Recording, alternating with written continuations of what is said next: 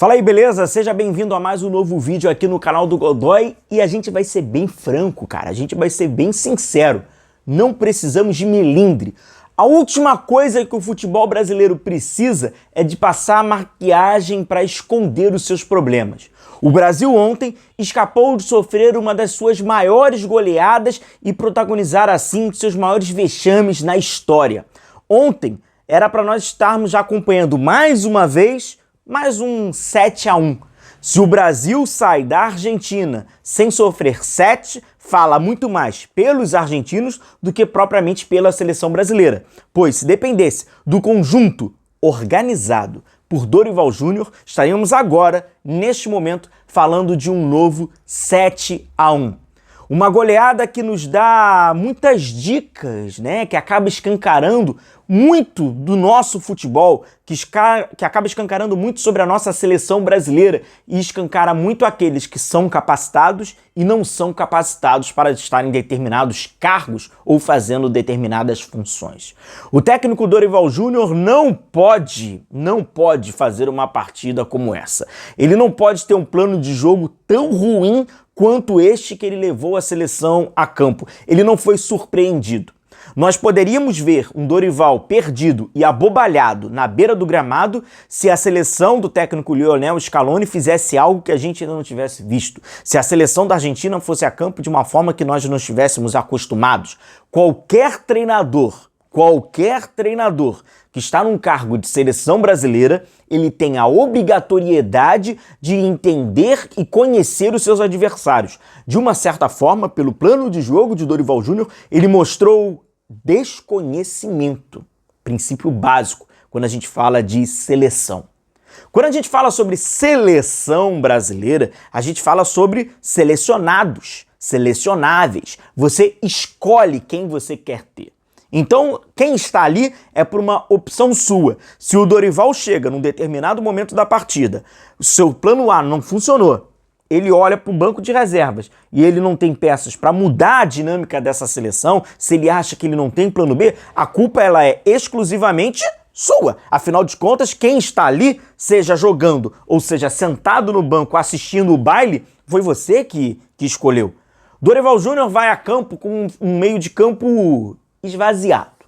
Seja ele por característica ou seja ele por posicionamento. Primeiro que é um Brasil que vai a campo que não marca nem agressivamente lá na frente e nem um Brasil que marca no seu campo, no meio de campo, fechando linha. É um Brasil que não está nem lá nem cá.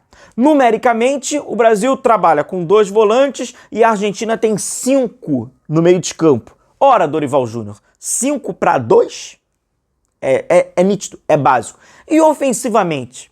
Eu quero que alguém me explique o que é essa imagem do Brasil organizado ofensivamente. Meus amigos, prestem bem atenção. Esta é uma fase que o Brasil toca a bola pelo lado direito, com Wesley, e vai se organizar. Esse é o Brasil. Com o Vinícius Júnior aberto num lado, Rafinha está aberto pelo outro. Esse é o Brasil. Essa imagem eu acho que é a melhor imagem que possa retratar e personificar o que é a seleção brasileira. Faça uma reflexão. O que é a seleção brasileira? Velocistas, jogadores rápidos, jogadores fortes, controladores de jogo. A gente tem? Pega a escalação do Dorival. Pegue a escalação do Dorival. Quantos jogadores da seleção brasileira nessa escalação tem por característica passe? Qual é o ponto forte daquele atleta? É o passe, é o domínio orientado para passar, é o marcar e desmarcar. Tem? Perfeito. Agora faz esse mesmo exercício e marque quantos jogadores aqui nessa seleção eles são fortes ou eles são rápidos. Driblam, velozes, correria. Você marcou praticamente todos dessa seleção. Então é por característica dessa seleção. E aí pode abrir até temas mais complexos pra gente. Eu até curto, gosto de falar sobre esses temas. A gente pode passar por esses temas também mais à frente. Sobre formação. Que caminho é esse que o futebol brasileiro está tomando mais lá atrás? E aí eu não falo sobre Dorival Júnior. Dorival Júnior, ele é a ponta desse iceberg. Eu estou falando lá atrás.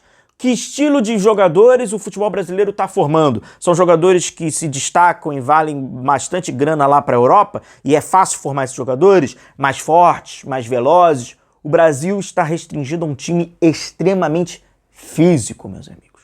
Seja pelos principais os melhores jogadores dessa seleção, o de maiores destaques, ou aqueles que não conseguem. Eles são físicos, eles são velozes, eles são rápidos, eles são dribladores, eles são individualistas na sua concepção. Não são jogadores de um conjunto de troca, de passe, não tem um refino técnico coletivo para fazer um jogo de posse de bola. Por outro lado, a Argentina tem.